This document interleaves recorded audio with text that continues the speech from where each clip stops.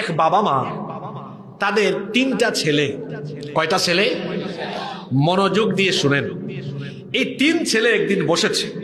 বসার পরে বড় ছেলে বলতেছে, আচ্ছা ভাইরা শোনো, আমরা তো তিন ভাই, আমাদের আব্বা আম্মাকে চলো আমরা ভাগ করে খাওয়াই।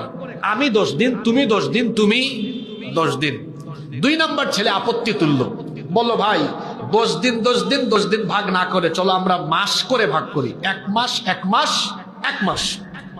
ছোট ছেলে বলতেছে বড় 2 ভাইকে, ভাই আপনারা রাগ কইরেন না, এই 10 দিন আর 1 মাস করে ভাগাভাগি না করে আব্বা আম্মাকে সারা জীবনের জন্য আমার কাছে দিয়ে দেন। বড় 2 ভাই তো খুব খুশি, ভালোই তো হইছে, তাইলে মা বাবাকে খাওয়ানো লাগবে না, দেখাশোনা করা লাগবে না, চিকিৎসা করানো লাগবে না, তাহলে তো আমাদের খরচ বাঁচলো, টাকা বাঁচলো।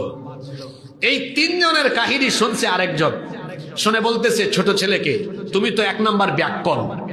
বলতেছে আমাকে ব্যাককল বলেছেন কেন? কই তোমার 2 ভাইকে দায়িত্ব না দিয়ে সব দায়িত্ব মা বাবার তুমি নিলা, এখন তো তোমার পয়সা খরচ বেশি হবে, তোমার সংসারে টাকা বেশি ব্যয় হবে, তোমার লস হইল না?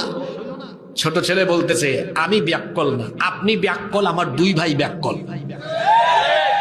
কারণ আমার বাবা মাকে আমি খাওয়ালে, তাদের দেখাশোনা আমি করলে, আবার বাবা মা আমাকে দোয়া না দিলেও যদি খালি একটা হাসি মারে, মুচকি হাসি, আল্লাহ আমার উপর এত খুশি হবেন, দুনিয়ার সব ধন সম্পদ আল্লাহ আমার পায়ের তলায় ফলাইয়া দিবেন। সুবহানাল্লাহ।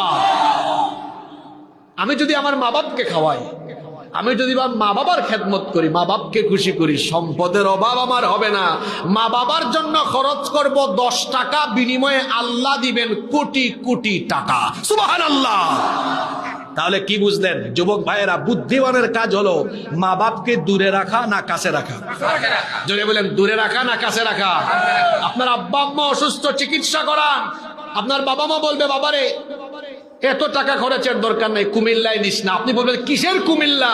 আপনাকে ঢাকা নিয়ে যাব, শরীরে যতক্ষণ রক্ত থাকবে ততক্ষণ আমি আপনাকে কষ্ট করে চিকিৎসা করাবো। আল্লাহু আকবার। পৃথিবীর সবচেয়ে দামি নেয়ামত মা বাবা। পৃথিবীর সবচেয়ে দামি নেয়ামত কি? মা বাবা। এই মা বাবাকে কেউ যদি আঘাত করে, কষ্ট দেয়, দুঃখ দেয়, তার তো পরকালে তার জন্য জাহান্নাম, নিশ্চিত জাহান্নাম। কিন্তু এই শাস্তি দুনিয়ায় পাবে। শুনে রাখুন, লাকসামের মানুষ মা বাবার সাথে বেয়াদবি করলে না খাইয়া মরা লাগবে, অভাবে অনটনে দুর্ভিক্ষে আপনি থাকবেন, বউয়ের সাথে শান্তিতে সংসার করতে পারবেন না, আপনার জীবনে অশান্তি থাকবে, ব্যবসায় লস, রাজনীতিতে ধস, যেখানে যাবেন লাঞ্ছিত হবেন, অপদস্থ